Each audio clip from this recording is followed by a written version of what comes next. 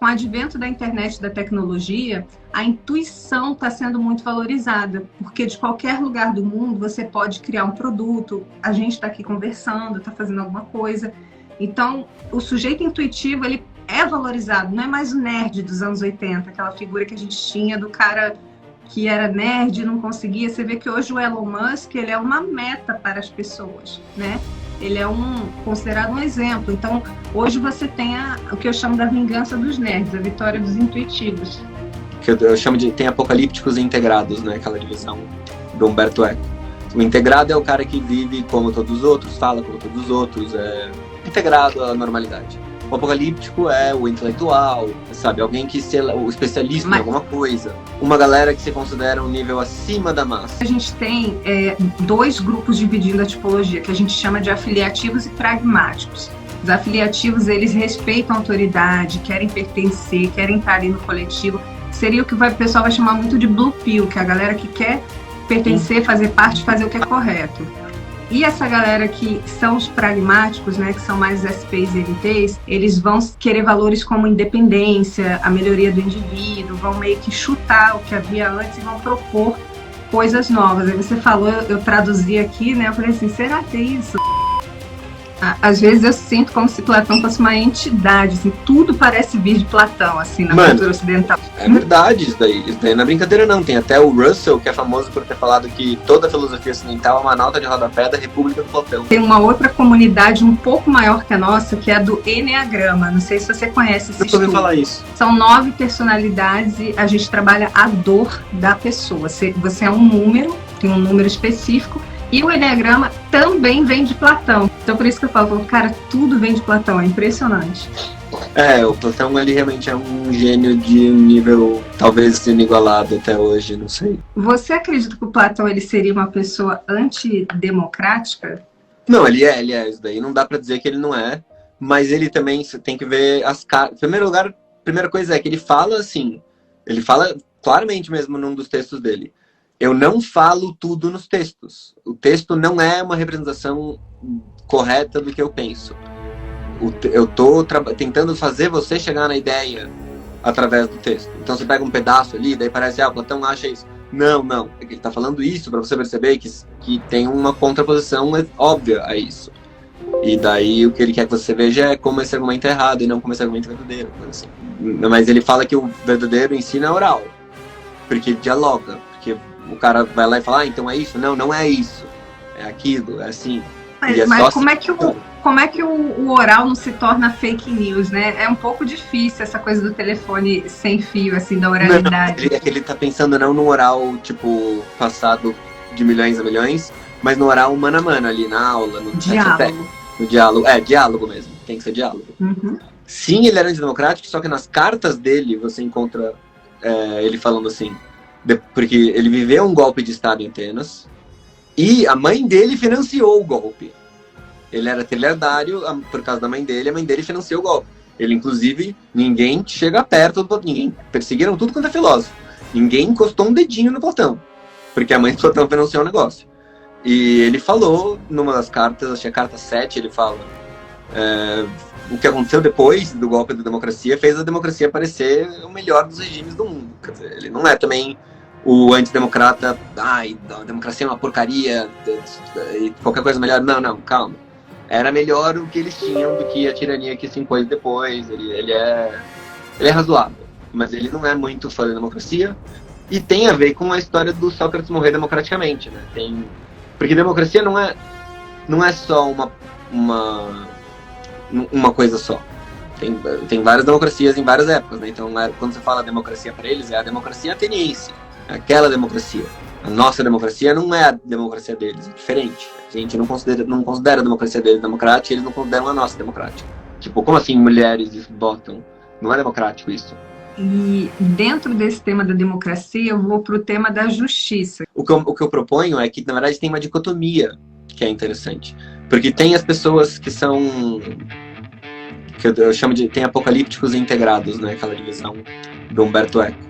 O integrado é o cara que vive como todos os outros, fala como todos os outros, é integrado à normalidade. O apocalíptico é o intelectual, ou é feminista, ou é o militar, ou é, sabe, alguém que seja o especialista em alguma coisa.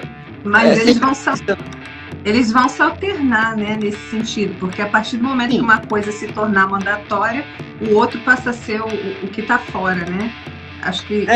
Sim, mas eu quero dizer que, assim, sempre tem uma galera que se considera um nível acima da massa. E daí você sempre tem esses dois níveis aí, que você pode chamar de apocalípticos e integrados. Tem os caras que veem a massa e olham só que porcaria que é essa massa, e tem os caras da massa. Os caras da massa acham que a massa é top, que tá todo mundo certo, que esses críticos aí que são uns idiotas, e os críticos idiotas acham que eles são superiores à massa e que eles todos agem errado. Não, é porque a gente tem dois grupos dividindo a tipologia, que a gente chama de afiliativos e pragmáticos. Os afiliativos, eles respeitam a autoridade, querem pertencer, querem estar ali no coletivo. Seria o que o pessoal vai chamar muito de blue pill, que é a galera que quer pertencer, fazer parte, fazer o que é correto. E essa galera que são os pragmáticos, né, que são mais SPs e ENTs, eles vão querer valores como independência, a melhoria do indivíduo, vão meio que chutar o que havia antes e vão propor coisas novas. Aí você falou, eu traduzi aqui, né, eu falei assim, será que é isso? Será que faz sentido, encaixa bastante nessa história na tipologia do Humberto Eco de apocalípticos integrados. E ele faz até a crítica, ele fala sobre como... É que ele está se referindo mais ao fenômeno da cultura, não da psicologia. Então ele está pensando assim, que você tem o jornal para grande massa, e daí você tem um livro que é pro cara que não se considera parte da massa. Ele acha que ele é melhor que a massa, entendeu? Só que o livro vai vender 1 milhão de cópias, sabe? Então assim, ele também é uma massa acima da massa. Pega, sei lá, o Jordan Peterson, por exemplo, seria um exemplo disso. Ele não foi para vender para qualquer tiozão da esquina. É para leitores já, é para alguém que já se considera superior à massa. Porque a gente está falando de questão de massa mesmo, porque a característica da cultura seria ser íntima, uma coisa que é partilhada só pelos melhores. Uma coisa... Que nem você tinha falado, flertado um pouco com essa ideia, né? Se todo mundo sabe, daí já não é mais autocultura. Tem que ter... É porque a gente tem um pouco essa ideia, na tipologia, os tipos introvertidos perceptivos, eles são muito ligados à própria identidade. Então, eles gostam de coisas que tenham confluência com o que eles sentem e pensam. Então, eles acabam sendo underground, anti-society, né? Tipo, por exemplo, Kurt Cobain. A partir do momento que esse produto ele passa a ser conhecido por mais pessoas e essa pessoa que ela é de um gueto, de um nicho, o tema populariza, ele passa a pertencer à esfera do extrovertido julgamento, porque ele passa a ser aceito. Então, ele é uma nova moral, uma nova ética, um novo pensamento. E aí ele entra como um fenômeno de massa que passa a ser quase que mandatório, quando chega num nível muito absurdo, né? Você não é mais um apocalíptico. Você é apocalíptico, seu apocalíptico ficou à moda e virou um integrado. E isso dá pra dizer dos dois lados da política ultimamente, que houve um tempo que feminista era a contestadora do negócio. E meio que virou a norma, virou feio questionar. E daí então inverteu e meio que a própria feminista que já era feminista antes pode até perder a identidade do mas a gente era contestadora, agora a gente é o que a TV fala. E daí agora passou o tempo e já meio que virou ao contrário, meio que de novo virou, agora assim, é meio subversivo pra uma menina, dependendo de onde ela tá, chegar e falar que ela é feminista assim na cara dura no meio da padaria. Vai ter 50 tiozãos pra apontar o dedo e reclamar. Sendo que antes o tiozão ia ter um pouco mais de medo. A gente está vivendo o fenômeno da popularização do antifeminismo. Virou quase que uma estética, né? A gente ainda não consolidou totalmente, mas tá chegando lá. Então, ele tá virando de massa e você já sente assim, será que eu digo ou não do feminismo? Qual deles que vai ser o cult de massa e qual deles que é meio massa? Então, assim, eu acho que eles ficam se invertendo. Qual que é o de massa, qual que é o... Agora tá bem na mudança. Essa é a proposta, né, do quando a gente fala do tipo introvertido perceptivo e quando a coisa vai para o mundo. Por exemplo, alguém vê uma coisa ali que ela não concorda, como você falou do caso da Ana, que ela fez um lançamento que na época era impensável, super polêmico, né? Então, quando a gente tem uma identidade muito forte, a gente aponta o dedo para a multidão e fala, isso tá errado. Então, isso pertence a esse sujeito. Só que esse sujeito tem um outro sujeito que pensa como ele longe dele. E eles se conectam por afinidade, porque pensam diferente, sentem diferente, e eles vão formando microgrupos, células daqueles temas, E só que com o tempo eles ganham força, eles se tornam a nova moral, a nova ética. Eles vão, eu nem sei se estou usando o conceito corretamente, tá? Eles se tornam, eles se tornam um novo valor. E aí estão os DJs, que a gente chama, que vão aplicar aquilo como a ordem. Então, essa alternância de governo, de valores, ela sempre vai...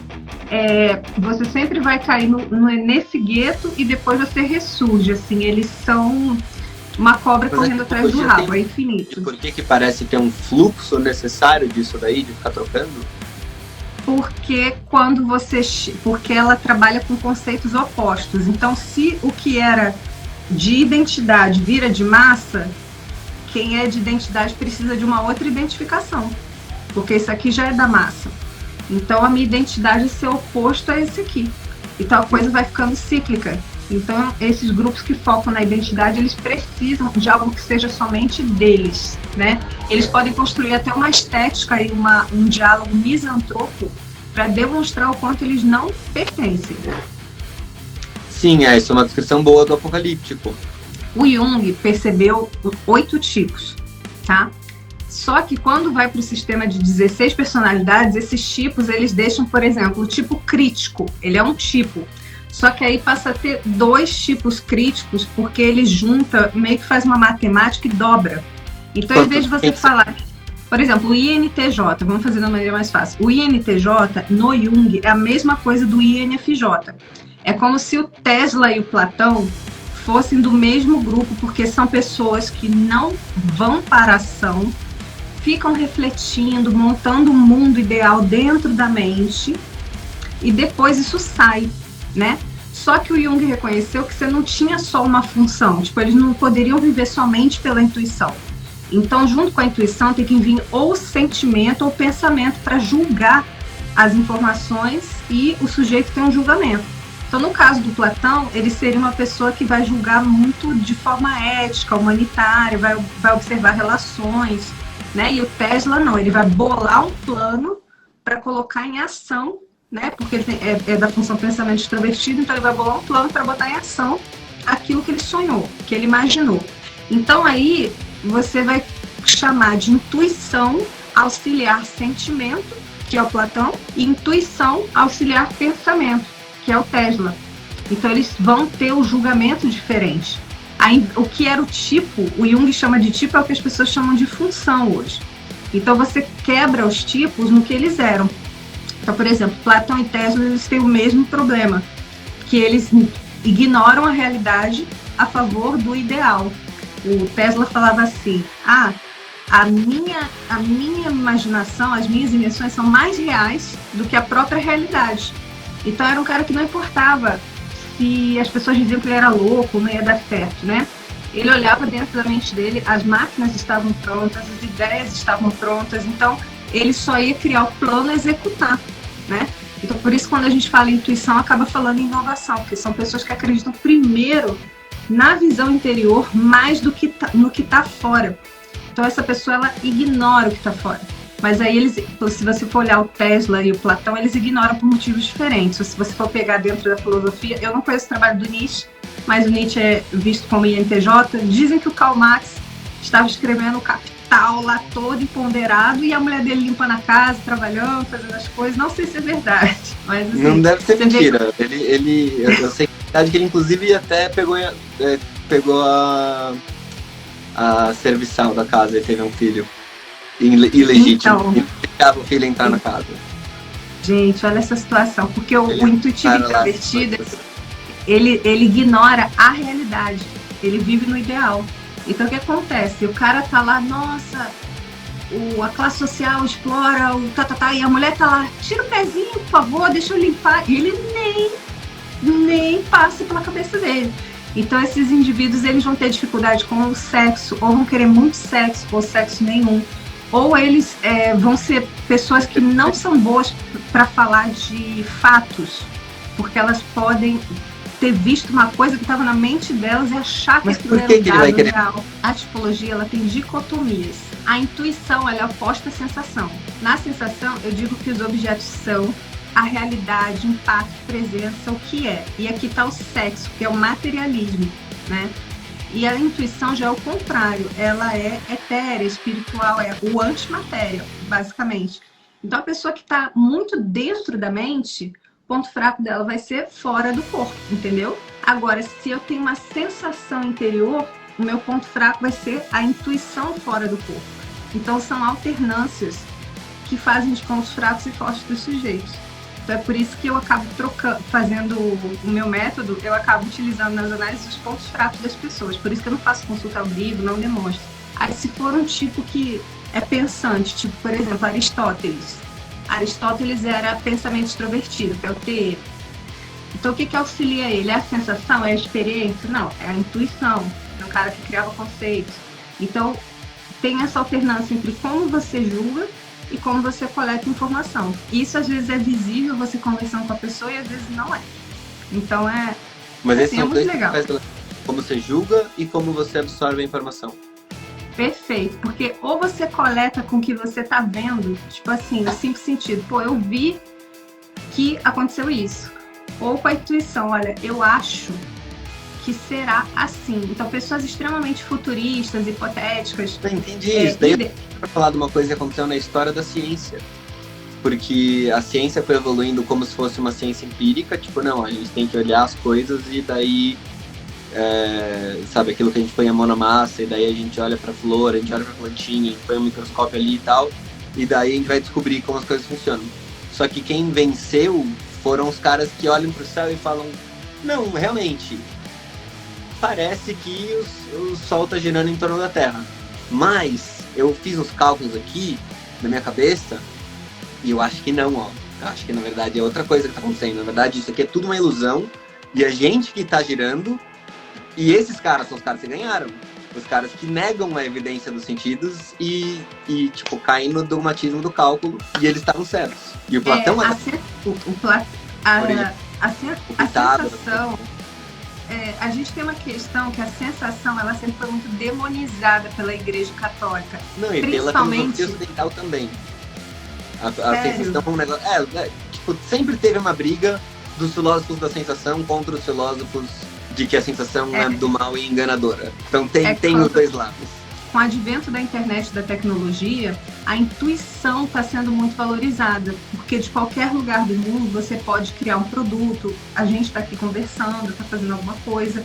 Então, o sujeito intuitivo, ele é valorizado, não é mais o nerd dos anos 80, aquela figura que a gente tinha do cara que era nerd e não conseguia. Você vê que hoje o Elon Musk, ele é uma meta para as pessoas, né? Ele é considerado um exemplo. Então, hoje você tem o que eu chamo da vingança dos nerds, a vitória dos intuitivos. Tipo, o que foi? Não, é legal. É legal ser intuitivo hoje em dia, é legal ser nerd, as pessoas... Porque também a sociedade alterna isso. Tipo, jogadores de futebol e cantores geralmente são tipos sensoriais, porque proporcionam prazer ali, entretenimento.